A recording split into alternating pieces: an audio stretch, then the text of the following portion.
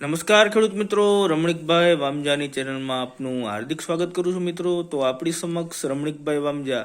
આપને પણ ખ્યાલ છે મિત્રો કે હમણાં જે હોળી ઉપર વરસાદની આગાહી કરેલી હતી અને જે માવઠાની પણ વાત કરેલી હતી મિત્રો, અને વૈશ્વિક મંદીની પણ વાત કરેલી હતી, તો આપણે બધું જોઈ રહ્યા જ છે મિત્રો. તો આગળ આપણે રમણીકભાઈ વામજાને પૂછીએ કે આગામી જે વીક છે, આગામી જે અઠવાડિયું છે એ કેવું જવાનું છે, માવઠાની જે વાત છે એ ક્યાં સુધી સચોટ છે, વાતાવરણમાં ઘણી વખત પલટો આવેલો છે, પણ ખેડૂત મિત્રોનો ઉનાળુ પાક કે શિયાળુ પાક અત્યારે જે છે એની અંદર કોઈ નુકસાની કોઈ જવાની છે કે નહીં, એ આપણે રમણીકભાઈ વામજાના જણાવી દઈએ. કારણ કે ઘણા પાકની અંદર એવું છે કે જે પાછલા વાવેતર છે એની અંદર શિયાળુ પાક પણ હજી પણ ઊભા છે મિત્રો. તો રમણીકભાઈ વામજા.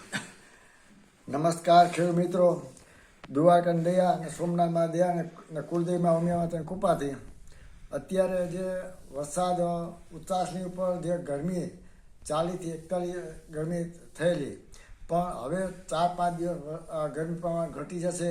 6-7 તારીખે હવામાન એક પલટો આવશે અને ગરમી પ્રમાણ વધારશે. અમુક જે છાંટા ત્યારે હવામાન વાદળીઓ હવા માંડે તેવું મારું પૂર્વ અનુમાન છે. અને હજી પણ વરસાદ માવઠારૂપે ફાગણ મહિનામાં એપ્રિલમાં પણ માવઠારૂપે વરસાદ થશે.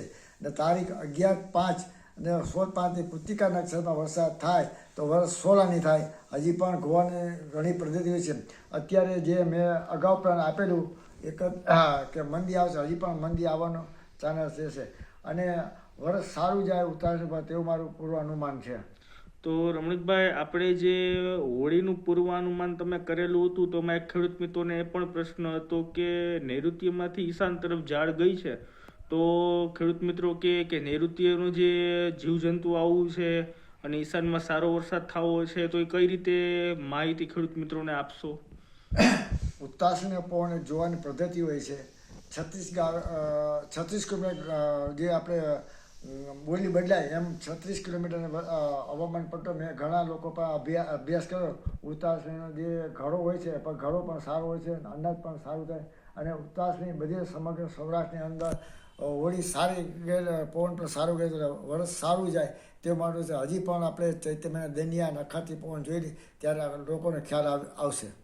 તો ખેડૂત મિત્રોને ખાસ કરીને રમણીકભાઈ એ પણ પ્રશ્ન હતો, જે નૈઋત્યમાંથી જે ઈશાનમાં પવન ગયેલો છે, તો ખેડૂત મિત્રો પૂછે તો આપણે છેલ્લે વાત કરેલી કે વર્ષ નબળું જવાના સંકેતો ખરી બરાબર છે, કારણ કે ત્યારે સૂર્યગ્રહણ અને ચંદ્રગ્રહણ જેવું હતું.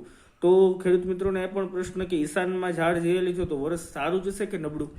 નૈઋત્યમાં ઈશાનમાં વર્ષ સારું જાય. અમુક જેમાં અતિભાર વરસાદ થાય અને અમુક જેમાં કદાચ ઓછો પણ વરસાદ થાય, પણ જે ચંદ્રગ્રહણ સૂર્યગ્રહણ ઉત્તરાયણ આપણે ભારતની અંદર સૂર્યગ્રહણ ચંદ્રગ્રહણ દેખાયેલ નથી, એટલે વર્ષ સારું જાય. બીજા દેશના કદાચ જ્યાં ચંદ્રગ્રહણ ત્યાં વર્ષ નબળું જાય તેવું મારું પૂર્ણમાં છે. ખગોળ વિદ્યા અને ભડલી વાક્યોની અંદર આ કહેવામાં આવે છે. થવું ન થવું એક ઈશ્વરની ઈચ્છાની વાત છે.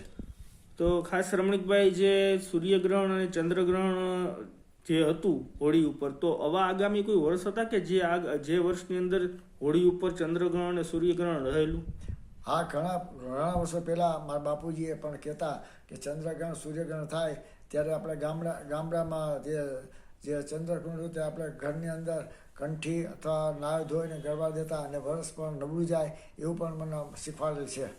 તો ખેડૂત મિત્રો, ખાસ કરીને રમણીકભાઈ વામજા આપને જે સચોટ માહિતી આપેલી છે મિત્રો, તો એનો ખૂબ ખૂબ ધન્યવાદ, ખૂબ ખૂબ આભાર. તો આપણે ખાસ કરીને આ ચેનલને લાઈક કરીએ, સબસ્ક્રાઇબ કરીએ અને શેર કરીએ મિત્રો. વધારેમાં વધારે ખેડૂત મિત્રો આપણા સુધી જોડાયા માટેના પ્રયત્ન કરીએ મિત્રો. જય શ્રી કૃષ્ણ.